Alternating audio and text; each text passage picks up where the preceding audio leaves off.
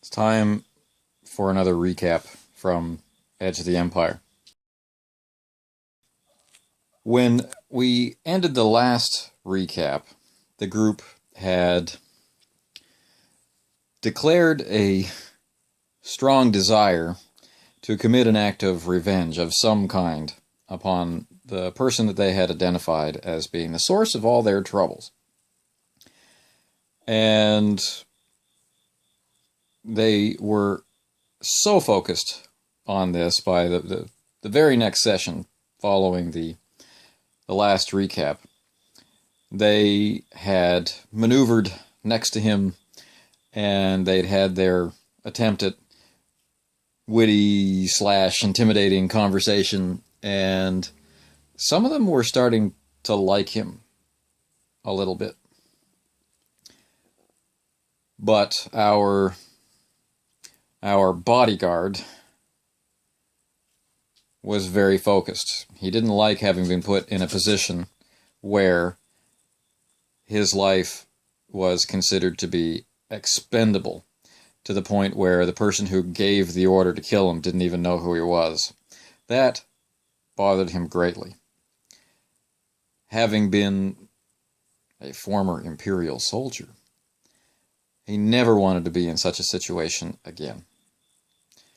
And he decided that a guy like this was too dangerous. He had to be taken out. So, preying on the villain's interests and weaknesses, and just directly challenged him. They laid their cards on the table, they explained who they were, why they were upset, what they wanted, and at that point he started to really respect them, and it was obvious how much he respected them. It was obvious how much he regretted that he may have, accidentally terminated some potentially incredible allies, and he tried to woo them to his side, which of course intrigued some of them and infuriated others.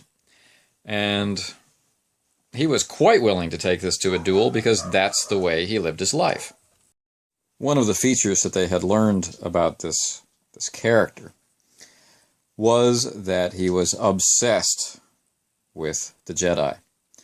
And of course, the bodyguard has recently been able to start controlling his access to the Force, and is also growing to be a little obsessed with the Jedi. And the two of them really wanted to get a piece of each other, and speculation was rampant in the group. Is the villain a Force user or not? Are the lightsabers on the wall, are they real, or are they just decoration? So everybody wanted the duel to happen, and no one really thought it would actually go to the death, although there were signs that this villain was definitely willing to go that far. But it just didn't really feel like this was some kind of, duel to the death. It was proposed that it take place at this ruined Jedi temple up in the mountains, and that suited Henry fine, and everyone else's dramatic sense of things just fine, so that's where it went. And they began to fight, and right out of the gate, it was obvious that the enemy was a far superior fighter. Our player character, Henry, panics, uses the Force, disarms the guy, flings the sword, across the arena that they've arranged, trying to wound one of the enemy bodyguards, and we're off to the races. And everyone's thinking this is going to be a real brawl now, and that the Force use is going to explode. But instead, the villain drops to his knees and begs to be taken on as a student. And after just one moment of shock,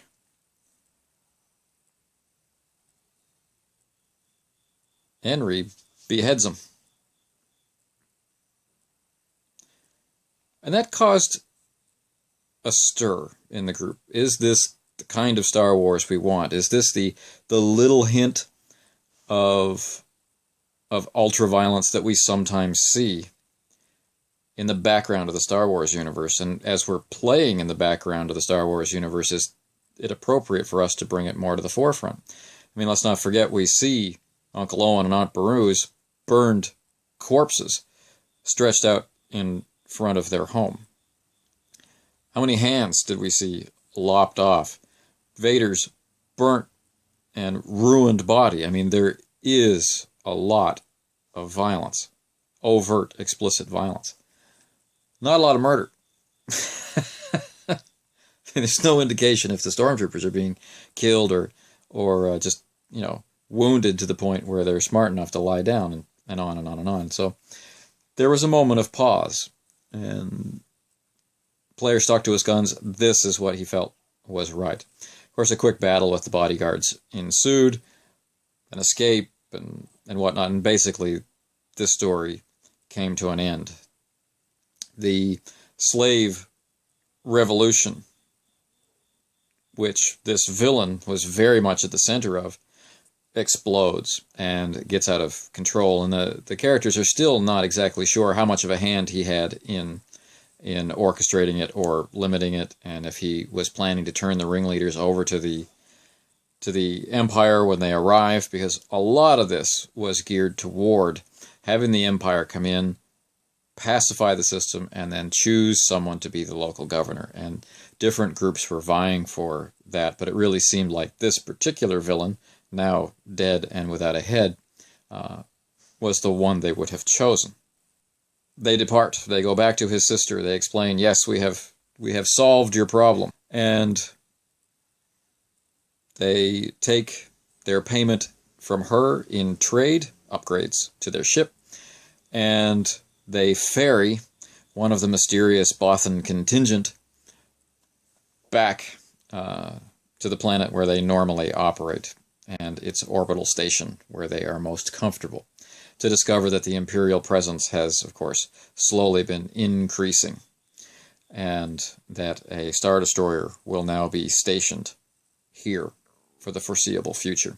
They make their way down to the planet, they reestablish contact, and they discover that if they're going to safely finish these upgrades to their ship and keep the money coming in, they're going to have to take a series of jobs. And after they go through all of the contracts, they discover that they're able to take a couple of jobs which will take them in the direction of Tatooine. And so that's where they go.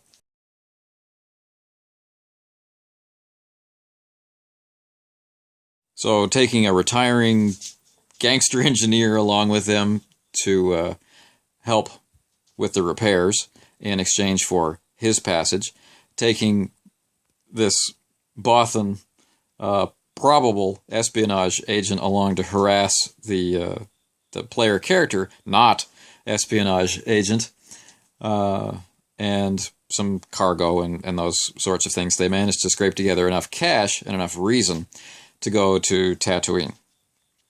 And there, through hot contacts from the smuggler character and so on, they'll be able to get the last pieces of the puzzle, which will solve their ongoing system trouble on their ship, the Archon. And they should have decent sublight and quite good hyperspace capabilities. So people feel this is worth it, although going to a named location in the Star Wars universe again gave us more pause. Is this something that we wanted to do? Did we want to mess with canon? So we had another quick discussion about the expanded universe and how I really wasn't using any of it unless they brought it in, and that we would be making our own history from this point out. And so everybody relaxed. And we just, again, had fun with the idea of going to Tatooine. And once they arrived, within hours, things started to happen. Their ship got impounded. They knew they were being followed. They couldn't quite figure out who was following them. They were pretty sure they were being followed by different factions. They very quickly sorted out which one were the Hutts, and they tried to make contact with them, but before that could happen, they got involved in an ambush from an old enemy. The Trandoshans from the first session and from subsequent sessions that had been kind of just eyeing them and then had finally tried to ambush them at the end of the second story Well, they out and out hit them at their dock, Dock 93. And that was a short and brutal fight where they ended up having to defend the Hutts who had come there to drag them off basically in chains to see Jabba for some, you know, insult they couldn't even figure out how they had delivered. And they were meeting these suspicious characters who seemed to know who the Bothan was and wanting to make contact with the Bothan. And he, of course, has no idea what any of that relates to. It's a curious part of his background. And, you know, the tension is bubbling up and heating up. And what they discover is a Tatooine where, because of the Imperial blockade, which was recently loosened, a large number of smugglers came in trying to get the lucrative contracts that Jabba was offering. But what Jabba knew, and they didn't, was that the blockade was going to be resumed. And not only that, docking fees, local taxes, and all of these things had been set to increase, and they were steadily increasing. Of course, the corrupt officials under Jabba's thumb and being manipulated by Jabba's competitors were, of course, making the cost of living incredibly high, which was turning it into a strong advantage for the Hutts, who were starting to offer lower fees for service and parceling out the jobs only to their favorites, increasing this sense of kowtowing that they enjoy so much. As soon as our characters realize this, and they realize how much it's going to cost them to complete the repairs on Tatooine, they start looking for work right away. And that, of course, gets them hooked up with all sorts of colorful characters, none of whom they feel they can trust. After 2 minor skirmishes and 1 major combat within the first 4 hours of being on the planet, they decide they damn well better go see Jabba the Hutt, and off they go. Fortunately, they get to go having saved the life of one of his mouthpieces.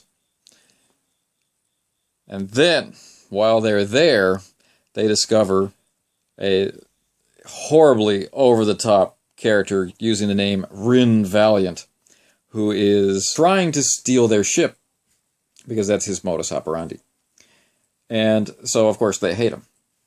And due to the interactions they have at Jabba's palace, they wind up being bid by Jabba to take 2 shipments to Kessel. Yes, they're going to do the Kessel Run. And it sparks the pride of our smuggler, who, even though they could, you know, take this guy on in more of a commando style, which they've been establishing, or they could undercut him, or they could, you know, get involved with Jabba's and his competition. They decide, no, they want to take this. They want to take this straight. But they perhaps want to have more information than they currently do. The bounty hunter goes off to check local bounties, and the smuggler makes contact with an old enemy who will grudgingly work with him because he gets results. And the Bothan and the bodyguard go off into the desert to try and figure out where this Rin Valiant guy has been hiding his ships to escape all the high port taxes and port fees. And while they're out there, they manage to get themselves ambushed by guards and then stumble across an enraged Krayt Dragon, who, by virtue of being enraged, helps them with all the guards, but ends up chasing them across the deserts of Tatooine until they intersect with this great speeder race, which they meant to bet on and just try and enjoy while they're waiting for their ship to be repaired, but has now turned out to be a life-saving event. So the Krayt Dragon gorges itself on the hapless speeder pilots that come across the scene, and our 2 characters escape its wrath, or at least for now. And that brings us up to date. It has been one mix of, out of the frying pan into the fire, into another frying pan kind of event physically, while at the same time slowly deepening in this sort of psychological thing. What are the relationships between these characters? The woman they worked for in the first story is now back in their lives, and while she seemed to be a loyal member of her organization in that first story, now it seems like she is, or maybe she's playing some kind of game.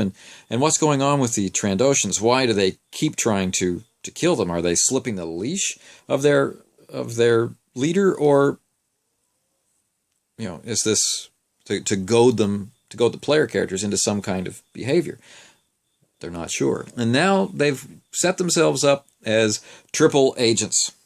They are working for Jabba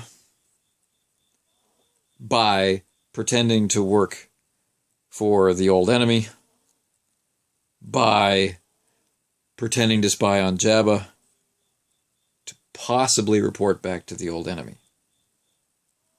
All while trying to make a profit for themselves. Should be interesting to see how they pull all of these threads together into something that doesn't get them killed.